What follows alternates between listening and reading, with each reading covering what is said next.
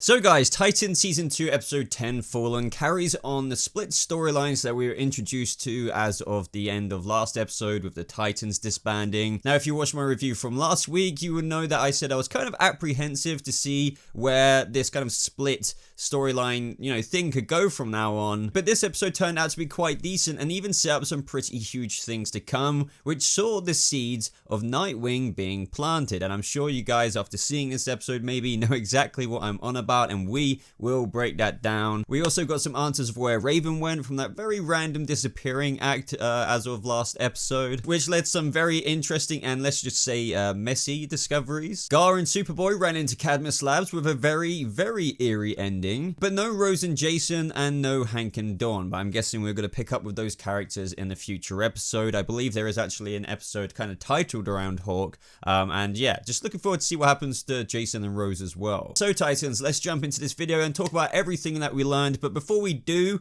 YouTube sometimes doesn't notify people, and I've seen lots of people comment on my past review about the Jericho theories, and I'm just like saying I've made a whole video about this. So if you haven't seen my latest Jericho or just Titans video that I actually uploaded after my episode 9 review, I go over how Jericho is still alive, and we got some major hints in the last episode, even sign language from Slade. That's a very big teaser for the video, so go check that out. I'll leave that in the cards above just in case YouTube didn't send it to your sub box or something like that. But other than that guys, before we break down all the details as well, go ahead and like this video if you do enjoy the Titans content, as it really does show your support for the channel. And other than that, it's going to be a typical Titans video. I think I'm actually wearing the same top I did last week. It's just like the Titans Boba top, I don't know. Drink a coffee, drink a tea, I don't know, whatever you drink.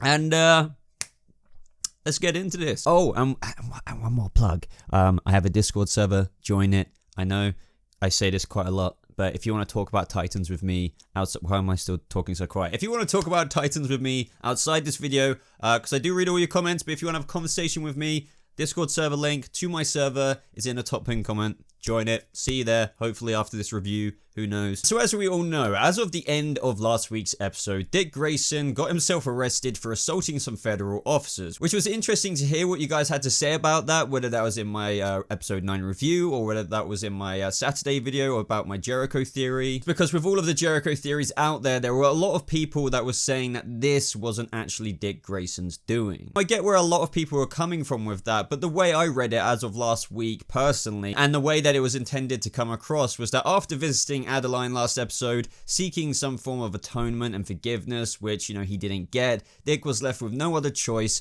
but to create his own, one of which, he felt like he deserved to be behind the bars of a cell. And this was, all on top of the Titans leaving him as well. I mean, right now, Dick Grayson is a pretty broken person, but trust me, I get how a lot of people were thinking that Jericho could have maybe just, slipped from Slade into Dick Grayson, and then when he went to the airport, he got, hijacked, and, that's what Jericho wanted to make him do. But as I said, guys, despite what happened in the Titans comic run, and I don't want to give too much away about that, just in case they do something like that, which I really don't think they will. This Jericho isn't out to get, to stop the Titans. That's purely his dad, but that doesn't mean that Jericho, doesn't need some help.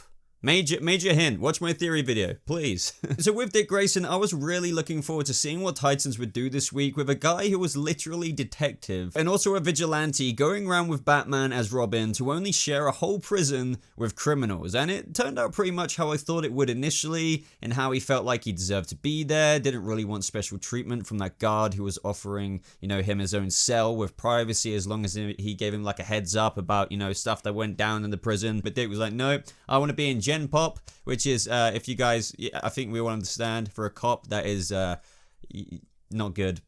Not good at all. Now, kind of sailing through the prison story, when Dick Grayson was in the prison yard, he figured out that his cellmates want to escape, but he then tells them that that's just not going to happen because, Dick Grayson, whether that's from his training and everything like that, he kind of scoped the area and he was like, there's no chance in heck from what I've kind of, reconned, if you will, that's going to go down. You guys just are not going to make it. But that is when, guys, we get the Titans iteration beginning seeds of inspiration, if if you will. Why do I always sometimes somehow rhyme in these videos? Anyway, beginning seeds of inspiration for Dick Grayson to wear that symbol, and I think you guys all know which symbol I'm on about, and yes, that is his transformation into Nightwing. Even though that kind of Nightwing symbol that was etched into the wall isn't actually as prominent on the suit from what you could see from the leaks from quite a while back. I think it's mainly just like a blue bit going down rather than the actual bird, but they were from pretty far away. But yeah, maybe there is a bit more detail, but I don't think it will be as prominent as the actual bird on the wall. Now, what about that story of the great Al-Azul, the Wise? That's not really what it was called. But anyway, no, this was interesting because Dick Grayson's cellmate, I don't know his name. I don't think they were named. If they were named, I didn't pick them up, but you know what I mean? He gave a story to Dick Grayson, which will eventually, I believe, inspire him. Well, I think it's kind of obvious to kind of take up that mantle of Nightwing, and this is where it will kind of, the seeds were planted. Now, the story that the cellmate recalls speaks of the hero in his village known as Al-Azul, and in the time of greatest need, he flies down and saves, well, whoever is in need, I suppose. Now, believe it or not, you may know this, some of you may more than others, there have been a variety of ways of where the Nightwing name kind of comes from, but I think from this story that the guy tells is a very loose adaptation of the Kryptonian legend version of Nightwing, who fought for those in need a long time before Superman was even around, because it's in a similar story to what Nightwing did back on Krypton, if you know what I mean. And even though we haven't had the realization from Dick Grayson yet that he wants to become a new hero, I'm guessing this is where the beginning of that journey starts, with that symbol and also that story. But yeah, it's not like he's going to be called Al-Azul. And I was thinking, in terms of what I'm about to speak on, in terms of how he actually gets the Nightwing name, because even though that story was similar to the Kryptonian legend Nightwing and how, you know, he helped those who are in need, it doesn't explain the specific name. Now, I was thinking, what if Al-Azul kind of translates to Nightwing, because obviously Titans have changed it up. I already tried that, and I couldn't actually get that, you know, there was no translation to that.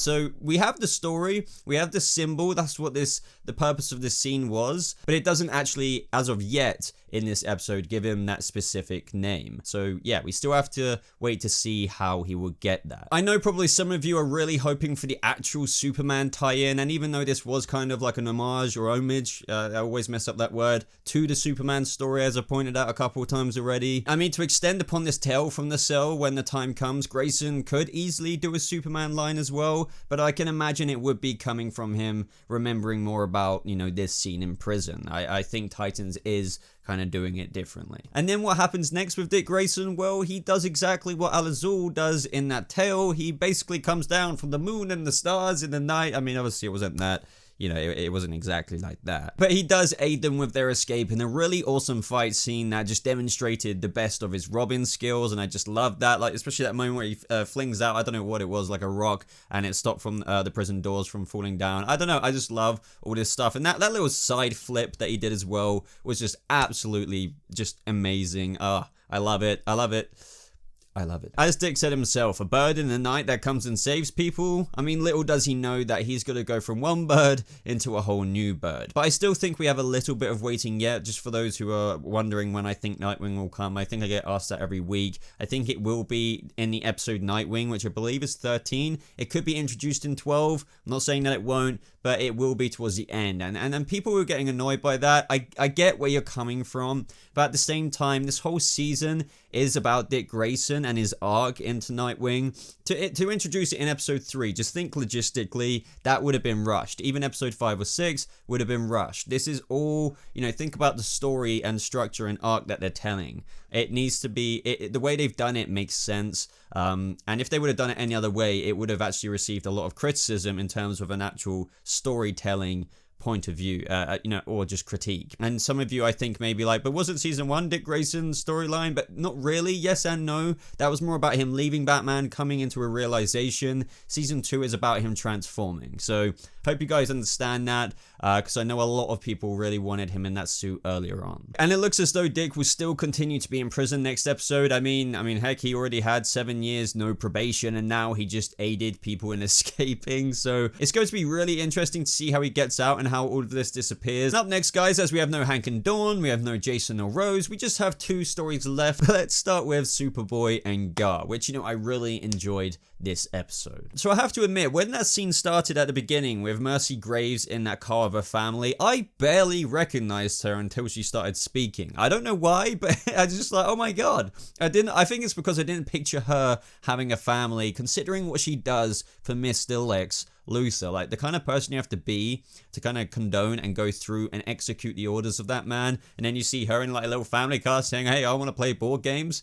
Yeah, I think my brain just didn't register. But yeah, very surprising, very interesting that they decided to include that scene of Mercy Graves. It was a very interesting idea to do that, and I actually quite like that they chucked that in there. I felt like the Superboy and Gar story in this episode really set up some interesting things for the future by the end, but we'll get to that. But throughout the episode, we saw the fallout of Connor's actions from last week, like seeing himself in the paper, and when Superboy was telling Krypto to go because he didn't want to get him hurt as he's, you know, wanted. That scene was heartbreaking. You guys know in every review I'm like, please, like, I cannot take any more sad Krypto scenes, and like, you know, Connor made him cry because he was calling him a stupid mutt. So one more time, Titans, never again, please. I don't want another sad Krypto scene, but you kind of did make up with it with Krypto calling the Titans Tower security kind of cam. That was just hilarious. I love the introduction of Krypto this season. If you don't like Krypto, then I don't know who you are, but you're no sub of mine. Maybe you're not subscribed. Didn't think of that one. For every like on this video means one less sad day for Krypto and only happy days.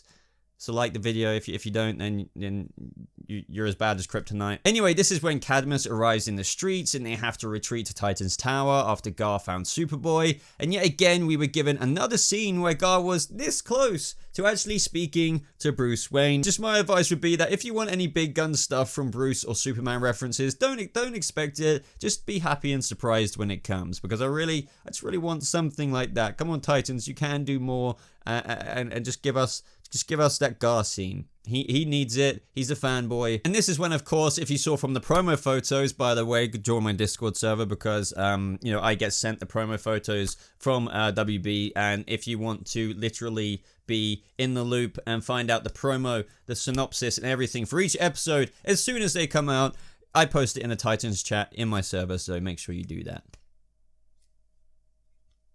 It's in the top pin comment. But anyway, this was like another cool action scene. It was pretty brief. One thing I will say about Titans is I'm loving all the action scenes. Their choreography is great. I think, you know, what we've seen this season so far and last season was really good, but it always seems a little bit too brief. It would be awesome if they could extend it even by like another 15 seconds. That would add a lot, I think. But that's just me personally. I feel like just as we're getting into it, sometimes it's like, oh, it's over. It was great seeing Beast Boy in tiger form again, despite how brief that was, because he got tranked, which also gave comments from Mercy Graves that she not only wanted Connor to be taken alive, but Gar as well for his unique abilities. And since Connor is so young, it's very easy to manipulate him, so that's when Mercy Graves said that Eve sent her. And it's almost frustrating because he's literally been shot with kryptonite bullets because of Cadmus, and I think he was pretty aware that it was Cadmus, but I'm clinging on to the fact that he's got a mental and emotional age of like a 2-year-old. So, you know, I kind of buy it. I buy it. But it is frustrating that, come on, Connor,